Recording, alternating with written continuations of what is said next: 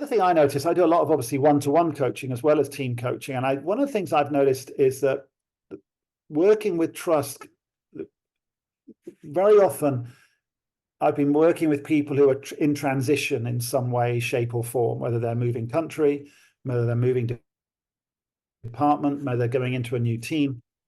And very often that's a time I've noticed that trust comes up.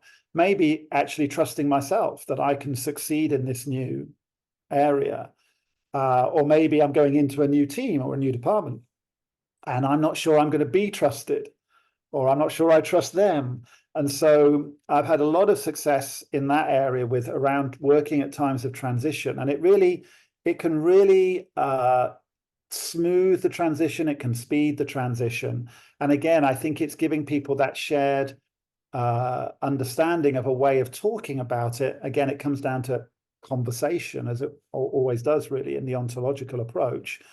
And as you can have those kinds of conversations with some tools, with some structure, with some practices, it's really made a difference in terms of working in the area of transition for individuals going into new places. So although we often focus on teams, I would also say I've certainly seen it may have a huge role to play in terms of personal effectiveness as well. Yeah. Yeah. Well, and so a big part of that new, moving into the new, we're already a little bit uncomfortable, right? We Yes. as human beings, and so we tend to be thrown into our fight, flight, or freeze, or we're moving towards that response, a reaction to what's going on, and we can be easily thrown deeper into that. And that's where we make initial trust decisions. And so now we think, okay, but yes, you can move out of that. You can start thinking about it at a higher level of functioning, and your prefrontal cortex can get involved, and you can actually make some more nuanced decisions. They're not just, fight, flight, freeze. Problem is, if you don't have a structure to think about it, exactly, that thinking brain is kind of lost, and so it ends up just kicking it back down to the amygdala level of decision making, and often amps up the distrust. So that's one of the I think that's a very powerful observation you just made, because that, again, this isn't just about other people. I experienced that in myself too. And I'm in, transition. I'm in the new. You've just described, what goes on for me too. So that really resonated with me as you said that. Yes. Interestingly, I just realized that as we were talking. I've written about this, but the whole thing about actually getting up to the point where we can think about it, but not having a way to think about it, and having it just get kicked back downstairs to the amygdala area of the brain. I get it. I've had that happen many times. Once things start being handled by that part of my brain and nervous system, it's really hard to pull out of that. Yeah. And really, once that happens, when that kind of stress, kicks in, as human beings, typically we go back to what we already know, what we've already done. And so that's where you go. For me, as I say, I would tend to, under pressure, I go back to what I learned a long time ago when I was a little boy growing up in England. That's what I know. I've got so many years of experience of that. It's kind of I don't say it's imprinted necessarily, but it's like my easy place to go to. And so I go back to what's comfortable. I go back to what's habitual. And if everyone in the team does that at the same time, then suddenly everyone's gone in different divergent directions. And that's a great way to collapse the trust in the environment, in the team. It makes a lot of sense. I'm really glad you brought that up. I think that really gives an example of how it really does work for people. Yeah, I know on a very basic level, the neurobiology, if you will, of trust is that it can be built when we can kind of calm the distrust network that involves, the amygdala and those circuits and so forth that are kind of involved with fight, flight, freeze, and at the same time amplify the trust network, which there is a trust network in the brain. And so being able to consciously do that for ourselves and for others is really powerful.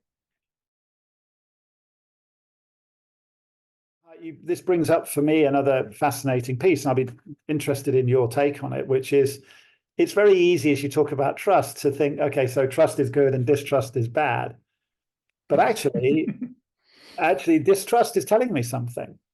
So it's not, when we're talking about trust, it's not like, oh yeah, we've got to work towards everybody trusting everybody all the time. As you said earlier, this idea of boundaries and me being aware of when my distrust is up, being aware of that's a critical part of this whole game. And I think, sometimes when I read things and I think, people undervalue that.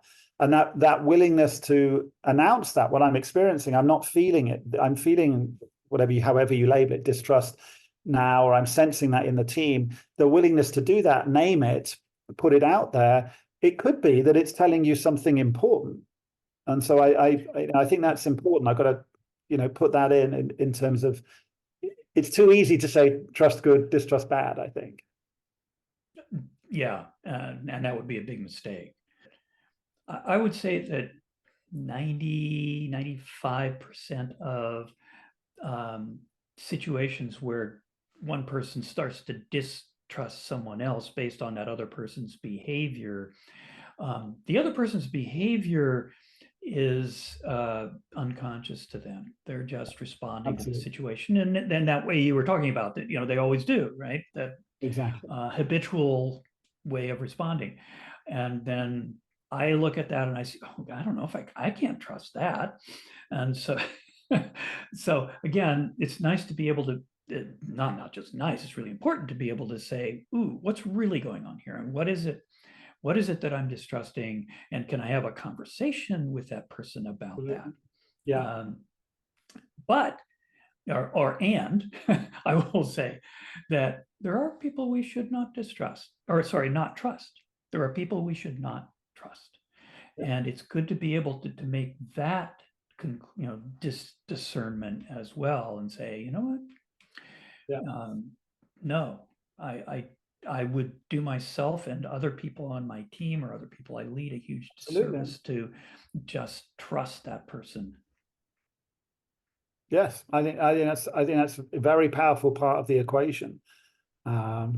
So, and the key is that, and again, it does come back to the ontological model. If I'm able to use that, everything you just said, the distinction is it becomes conscious, and then I'm choosing it. I'm looking at it, I'm choosing it, or we as a team are choosing it, rather than we're on railway tracks and after that amygdala hijack is just full on. We've lost control of it, and so it's that ability to, and again, a structure, a framework, some tools, some practices support you in that. As you said earlier, you don't just get dragged down to a kind of instinctive reaction, fight, flight, freeze. You're choosing in which direction to go, and that is one of the key parts of the ontological model, and ultimately really being productive and all those benefits you spoke about earlier. Yeah. And beyond the team, there's great evidence that whole organizations benefit from stronger trust. There's in the Thin Book of Trust, which is my book on this subject, I talk about some research that was done actually back in 2007, I think, by a professor at Cornell University, and it's beautifully done, in which he clearly showed that even a small increase in the level of trust, and he had a way of measuring it, in an organization, between people in an organization, actually increased bottom line profit. Wow. Not just top line revenue, but bottom line profitability. Wow, that is fascinating. Of an organization. And not by a teeny bit either. It actually had a pretty profound impact. So yeah, it's important and valuable to be able to, as leaders, create conditions in which people can build trust with each other easily, whether you're a team leader, an organizational leader, and as team members, it's really valuable to be able to build trust easily with your teammates and outside stakeholders, and maintain it at a fairly high or strong level. Absolutely, which is also a key piece that I know, I don't need to go into it now, but in terms of in the structure, what I really like, because it's often missed, is how do I maintain it? Because okay, we want to build it and we may want to rebuild it, but the piece that again I think is often invisible for people is once we got it, we just going to be there. We know it's not going to be there forever, but how do we maintain it? How do we keep the car engine purring smoothly once it's there? And that is a big part of the game, and it's one that often gets overlooked, I would say, or we haven't got time for that. No, it's like the hurly-burly of business life. There's always something different to do, something new to do. But actually, it's like they say, it always costs you a lot more to get your car repaired than it does to get it serviced. And it's that kind of metaphor that I use when I'm working with our team, my team in the coach partnership, but also, of course, in the coaching work. And I think for leaders, I'm glad you mentioned that. I think for leaders, that's a critical piece for them to be aware of. Because as a leader, especially in today's business world, you've got so many things pulling on you. Maintaining something is generally very easy to overlook. Bringing in new things or correcting old things that are no longer working, sure.